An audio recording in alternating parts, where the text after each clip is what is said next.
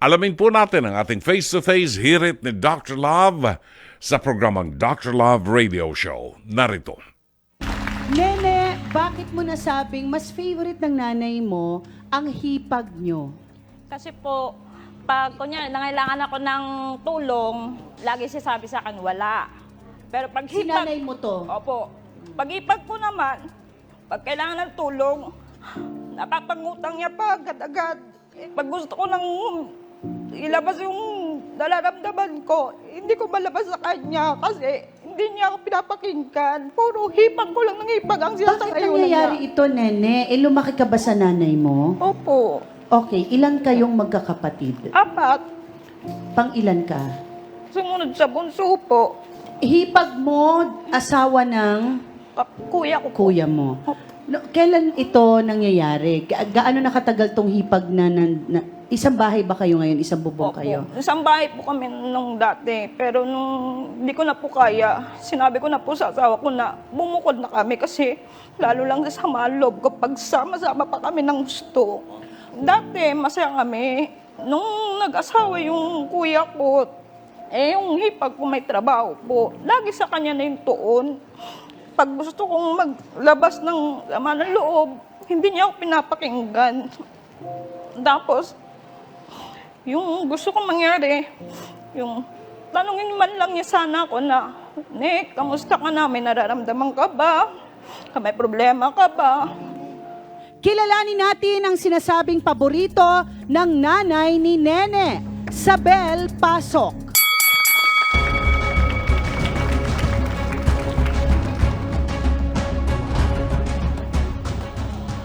Sabel, totoo bang mas paborito ka na ng mother-in-law mo kesa sa sarili niyang anak?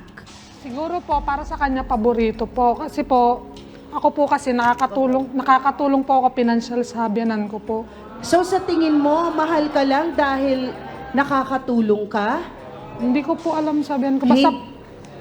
Basta po lahat po ginagawa ko, nagtatrabaho po ako, siya po yung nag-aalaga sa anak ko. Pinapalitan ko lang din po kung ano po yung natutulong niya po sa akin. Okay, kasal ba kayo ng asawa Hindi mo? po, hindi po. Okay, so hipag ba rin pa rin yun? Okay. Hipag na hilaw. But anyway, paano mo nasabing mas pinapaboran ka? Kasi nga, ikaw ang mas nakakatulong sa nanay. Hindi mo ba ito nakikita na baka sakaling kaya ka mas paborito dahil mayroon kang naiaabot?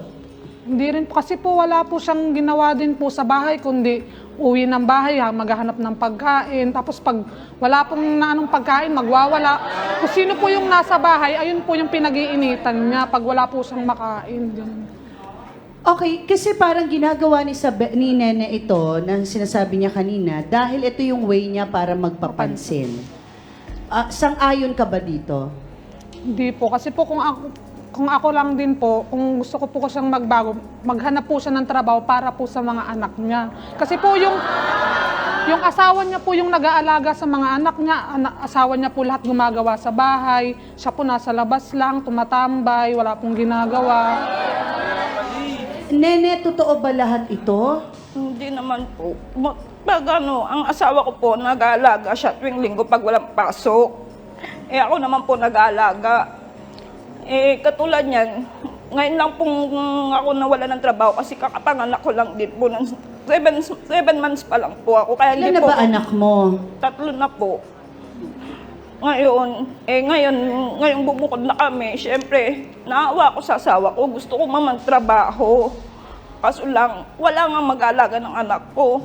Kaya nga po, gusto kong magtrabaho po. Kaso lang, gusto kong mangyari, yung mama ko mag-aalaga. Kaso lang, hindi nga niya akong pinapansin. Lagi nang siya. Bakit gusto mo ang nanay mo ang mag-alaga? Ilang taon na ba si Kasi, nanay mo? Ano po, 58. Oo. 58 na. Okay. Sabel, para kasing ang dating mo, nung dumating ka sa buhay nila, ay naging isa kang kontrabida. Pilit mo daw inagaw ang atensyon. Gaano kayo katagal nagsasama ng kapatid ni Nene? 12 years na po. Bakit di pa kayo nagpapakasal? Wala pa po sa plano. Ilan na anak mo? 3 po. 3 na anak. Opo. So yung anak Nag-iipon. may plano. Nag-iipon pa po, parang... Okay. Inventor ka na. Napaka... ano? Ha? Oh, may pintas, may pintas, may Oo, pintas. mga agaw ka. Bakit mo nasabi na espesyal ang treatment ng nanay ni Nene Jeline kay Isabel? Kasi kahit ako po, nakikita ko kung paano siya tinitreat ng nanay niya sa loob ng bahay. Minsan, uwi to, wala siyang merienda. Pumupunta po yun sa amin. Pumupunta po siya sa amin na, Nang, may pagkain ka ba dyan? Ako po, kung meron, binibigyan ko siya. Especially yung mga anak niya. Kasi, inaanak ko yung pangalawa niyang anak eh.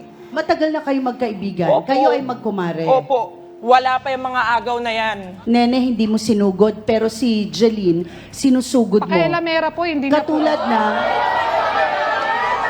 hindi na po alam yung nangyayari sa bahay. Pakailamera po siya. At saka ako sinasabihan niya ako, di niya po alam kung ano yung nangyari. Kinakampihan niya yung kaibigan niya. nandito naman si nanay na may favorite sa kanyang manugang. Nanay Ruby, pasok.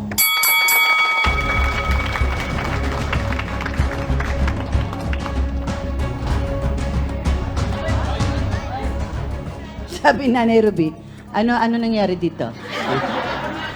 Ang tanong ko po sa inyo, Nanay Ruby, bakit kayo ay naging paborito nyo daw si Isabel at nawala na kayo ng atensyon sa anak nyong si Nene? Di siya pala sagot po.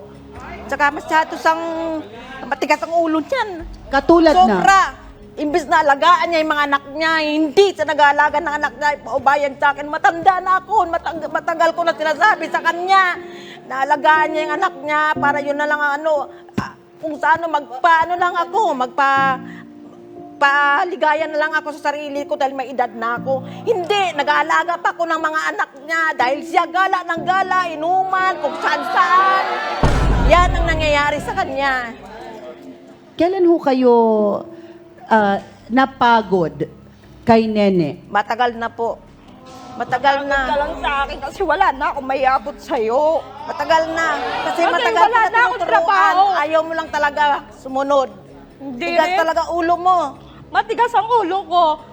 Ako, pag nasa tama ako, pinaglalaban ko. Pag mali ako, tahimik ako. Sinasabihan Bakit ako? kita, Tinanong mo magtrabaho ba ako? ka. Magtatrabaho ako. Gusto ko magtrabaho. Oo, hindi ka Inunahan lang niya ako. nagtrabaho. Paano ka? Inunahan niya lang ako. Wala ka Ang nga gusto trabaho, ko hindi ka naman mangyari. nag-aalaga. Oh. Kasi kaya pinapaboran mo siya, favorite mo rin si kuya, kaya pinifavorite mo rin siya. Hindi sa favorite yun. Hindi sa favorite. Mahal ko kayo, anak ko kayo lahat-lahat.